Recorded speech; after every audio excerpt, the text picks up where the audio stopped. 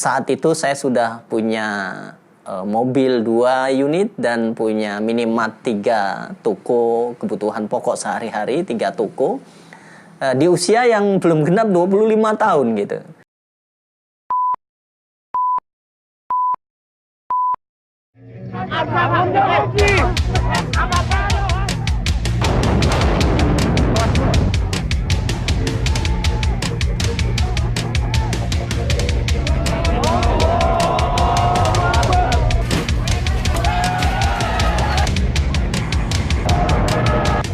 Saya memutuskan untuk menyatakan berhenti.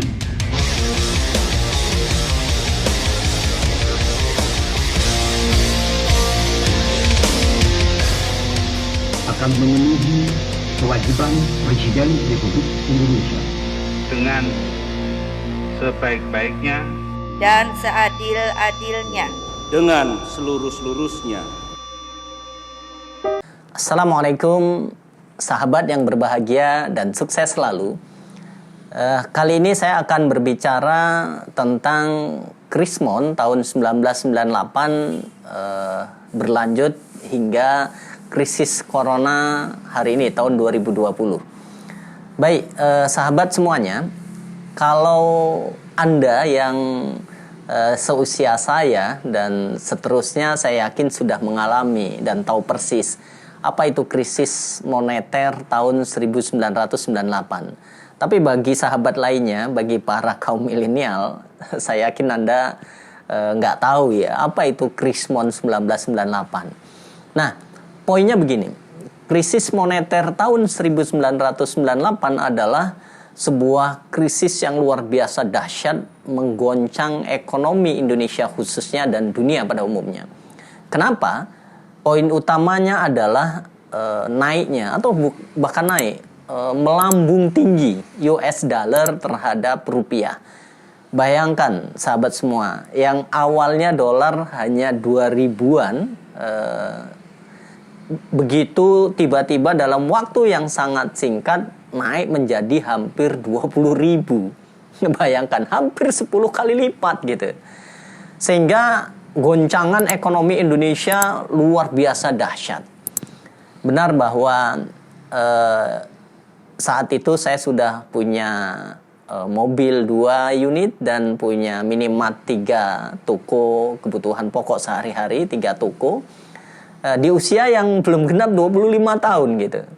Sehingga saya sangat paham banget, saya mengalami, saya merasakan bagaimana dahsyatnya goncangan Krismon tahun 1998. Nah, saya akan coba mengaitkan dengan hari ini. Ini menarik, krisis corona tahun 2020. Saya melihat ada benang merah, walaupun tentu tidak sama.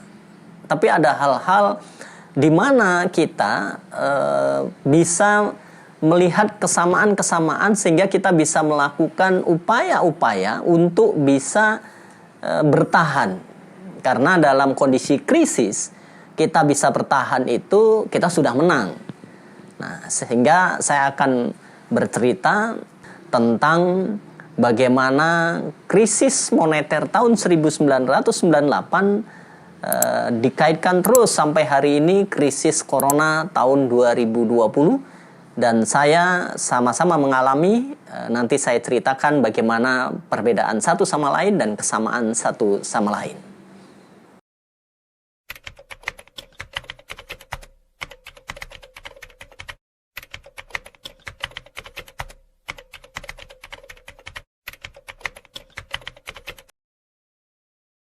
Sejak kecil saya terbiasa bermimpi. Jadi mimpi apa yang saya inginkan, apa yang saya cita-citakan itu saya impikan. Dan mimpi yang benar, sahabat, adalah bermimpi ketika kita bangun, ketika kita sadar. Nah, sehingga setiap proses perjalanan saya menuju menjadi seorang pengusaha sukses, step by step, jangka pendek, jangka menengah, jangka panjang, saya persiapkan dengan mimpi. Dan mimpi ini ada rahasianya. Bagaimana agar mimpi kita benar. Dan tentu ini akan saya ceritakan di kesempatan lain. Spiritual quotient, kecerdasan spiritual. Sahabat yang berbahagia dan sukses selalu, ini saya yakini sebagai pondasinya, fundamentalnya. Kenapa? Karena spiritual quotient, kecerdasan spiritual ini bukan hanya sebagai ritual, tapi bagaimana pelaksanaan kita, melaksanakannya. Kedekatan kita kepadanya akan banyak memberikan inovasi, kreativitas yang diberikan olehnya, sehingga banyak hal yang awalnya nggak mungkin menjadi mungkin. Akan muncul ide-ide yang di saat-saat tertentu itu kita butuhkan dan kita dapatkan. Terlebih lagi dengan spiritual quotient, kedekatan kita dengannya, banyak hal-hal sulit yang benar-benar kita secara umum dengan akal manusia tidak bisa diselesaikan, tapi ternyata ketika kita dekat dengannya kun payakun, tidak ada yang nggak mungkin, semuanya bisa berubah. Kalaupun akhirnya terjadi, maka yakinlah itu yang terbaik buat kita. Terima kasih. Wassalam.